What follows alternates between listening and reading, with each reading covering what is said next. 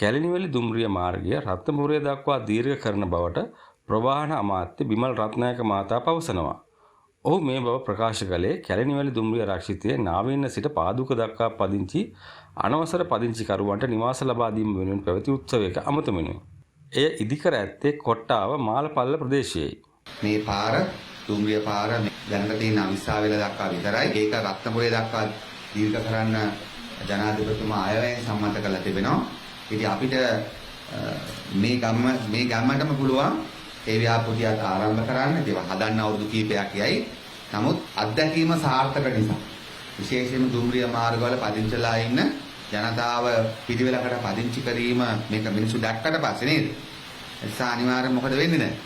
ඒවයි අනවසරයෙන් කාලයක් තිස්සේ පදිංචිලා ඉන්න අයට හැඟීමක් එන්න පුළුවන් අපිට පාර හදන්න ඉඩ දීලා එහෙම ගියොත් ආණ්ඩුව නැත්නම් ඒ විවිධ යෝජනා ක්‍රම වලින් උදව් ගන්න පුළුවන්.